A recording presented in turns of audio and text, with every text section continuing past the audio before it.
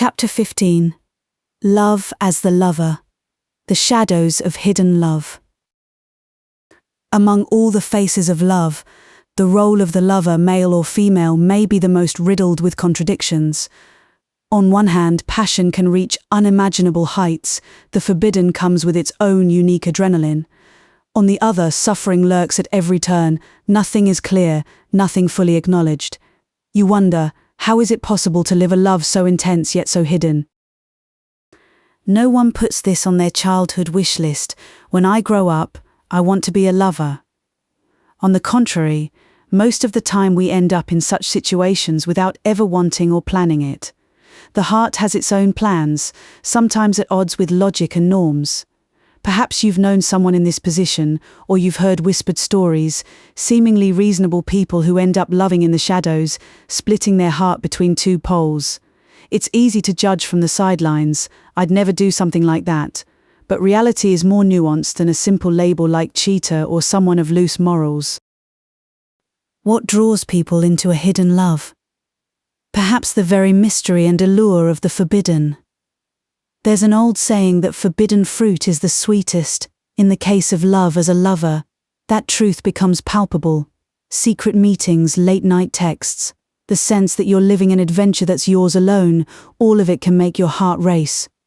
Every stolen hour together feels magical precisely because you know your time is limited. Every hurried kiss, shielded from prying eyes, carries the heady taste of risk.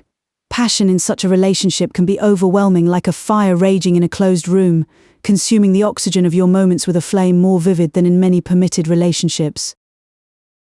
And the flip side, ambiguity and pain. When you love from the shadows, you often have to settle for half measures. You spend the holidays alone, texts replace presents, and future plans are forever postponed or left in limbo. It's like living a love with the lights off. You feel the warmth, but you lack clarity and security. You keep asking yourself, what are we, really? Will this story have a happy ending, or will it remain hidden forever? Instead of certainties, you get vague promises. Instead of an "I love you" spoken openly to the world, you get hurried whispers over the phone and contacts saved under aliases. Those involved in such a relationship learn to divide their life into separate compartments, a phenomenon psychologists call emotional compartmentalization. By day they wear a mask of normalcy. They go to work, tend to family, keep up with routine as if nothing special were happening. In the evening or in stolen moments they open another door in their life where forbidden love awaits. The mind performs acrobatics to reconcile these two parallel worlds. What psychologists call cognitive dissonance arises. You know what you're doing contradicts your values or promises, yet you search for justifications to keep going. We're not hurting anyone. It was meant to be. We truly love each other. Does that inner whisper sound familiar? It's the voice of reason trying to quiet the heart's pangs of conscience. No matter how hard you try to convince yourself, guilt still surfaces at times. You know your hidden happiness may mean someone else's broken heart, the betrayed husband or wife who, if they found out, would see their world crumble. So you live with that fear too, lurking behind every moment of passion. What if it comes out? What if someone gets hurt because of me?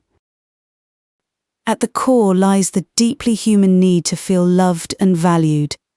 Some become lovers precisely because the attention and affection they receive, even on the sly, make them feel special. When the one you love risks so much just to spend a little time with you, it's hard not to see it as proof of intense love.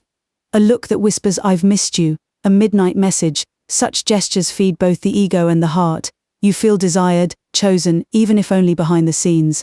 And that validation can become addictive. It's like offering a drop of water to someone parched. It's not an endless spring, but it's enough to keep hope alive, and to make desire burn even hotter.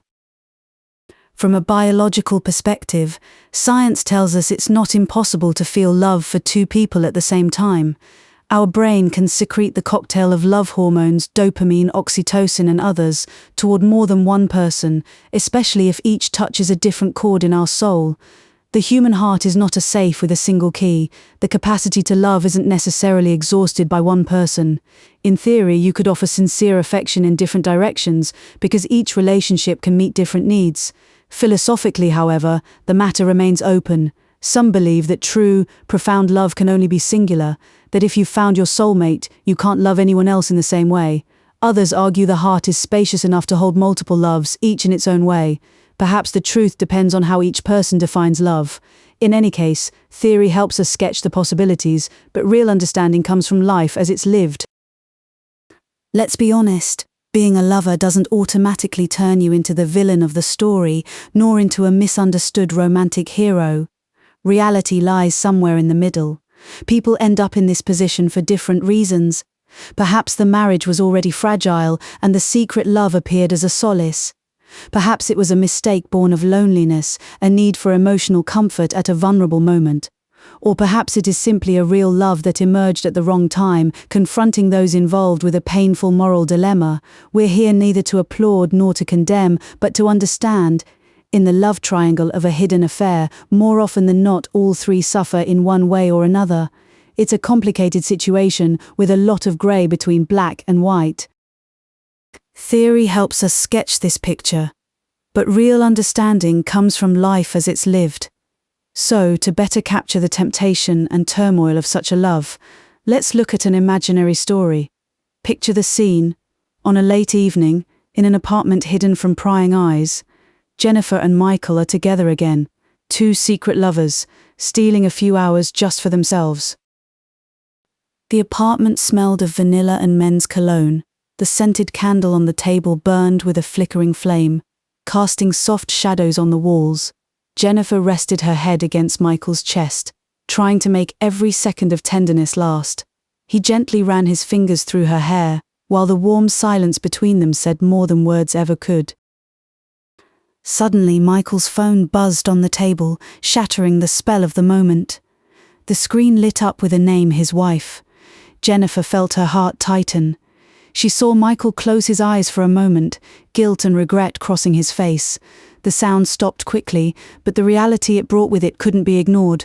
Without a word, Michael hit the mute button and placed the phone face down, then pulled Jennifer closer. "You have to go, don't you?" Jennifer whispered, her voice thick. "A little longer." "I'd stay a lifetime here if I could," he answered, almost pleading, kissing the crown of her head. Jennifer offered a sad smile and pressed her cheek to his shoulder. She knew that a little meant a few minutes before the real world claimed him back. Michael sighed and rose slowly, breaking the embrace with visible hesitation. He started looking for his shirt, tossed over the back of the couch. Jennifer stood too, picked up the shirt and handed it to him, helping him into it. In her gestures, love and the sadness of a parting repeated over and over mingled. "Sometimes I feel like I'm always playing the supporting role in your life," she said quietly, her fingers trembling as she buttoned his shirt. Michael caught her hands and looked into her eyes. "You're everything to me," he whispered gently, squeezing her hands. "You know that, right?" "Then why do you always leave in the end?" she blurted, unable to stop the words. A cutting silence hung in the air for a moment. Michael looked down. "You know why?" he murmured, pulling his hands back. "I'm expected at home." He stopped, searching for the words. "It's just complicated," Jennifer finished for him with a bitter smile. Michael nodded, suddenly feeling helpless. He wished he could promise her that one day it would be different, that they wouldn't have to live in hiding anymore. He told her, "Be patient with me," so many times that the words rang hollow now. Instead, he cupped her face in both hands. "Forgive me," he whispered. A tangle of emotions Jennifer knew all too well flickered in his brown eyes: love, guilt, frustration. She pressed her face into his palm and closed her eyes for a moment. "I wish there were a magic solution," Jennifer said in a low voice. "To wake up tomorrow with nothing left to hide."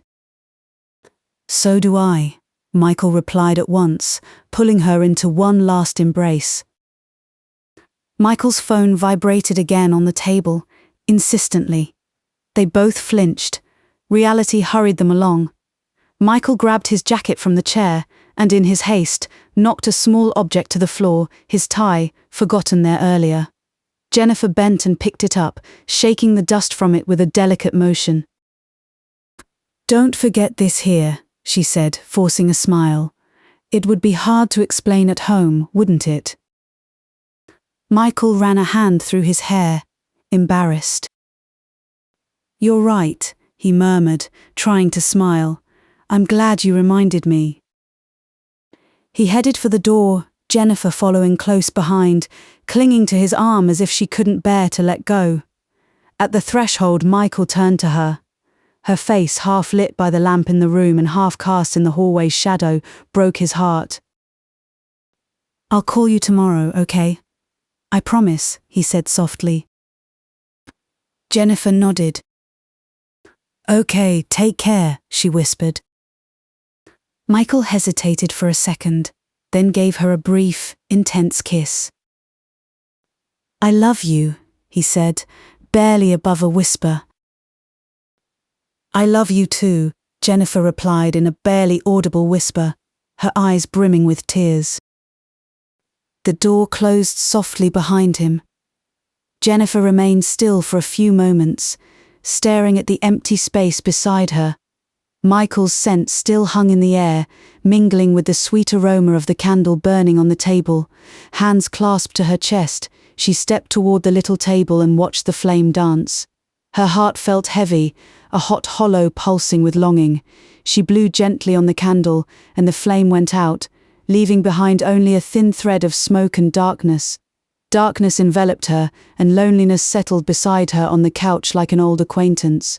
For one more night, their love returned to the shadows. The story above faithfully captures the dilemmas and emotions we've been discussing in theory. We see Jennifer and Michael oscillating between the ecstasy of closeness and the pain of repeated separations. A few hours together, then solitude again.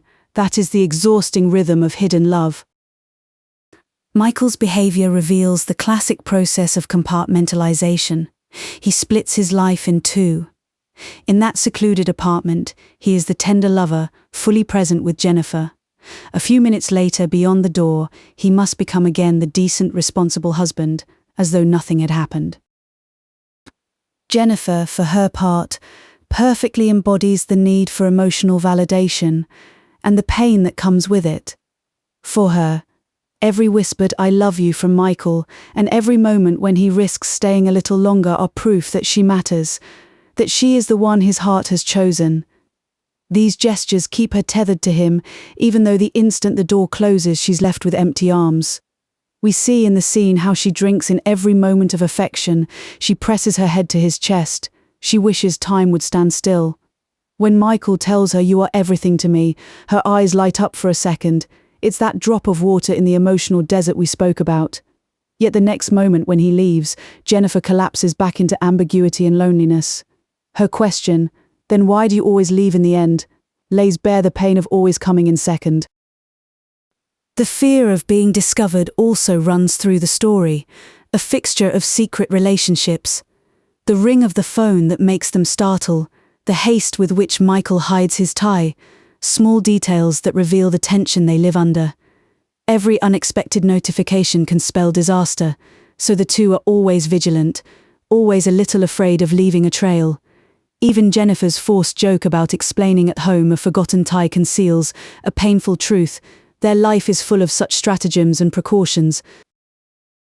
And, of course, the emotional conflict reaches its crescendo in the final moments. Michael says "I love you" and still walks out the door reconciling, in his tortured way, two opposing realities. Jennifer answers "I love you too," though she knows she will spend the rest of the night alone, her heart clenched. This story has no definitive ending, at least not yet. Like many relationships of this kind, it hovers between hope and fear. It does, however, help us understand, on an emotional level, what people in such situations go through, that blend of joy and agony, of stolen moments of happiness and long nights of doubt. In conclusion, love in the role of the affair partner is a paradox of the heart. It is, without a doubt, still a form of love, sometimes a very deep one, but lived in an atypical way, in the shadow of social and moral norms. It has its own flames, searing passion, the thrill of secrecy, the intensity of every stolen reunion. And it has its own ashes, the lies told, sometimes to others, other times to oneself, the guilt, the unmet expectations, and the tears shed in solitude. It is not a simple or comfortable love, on the contrary, it exacts a high emotional price.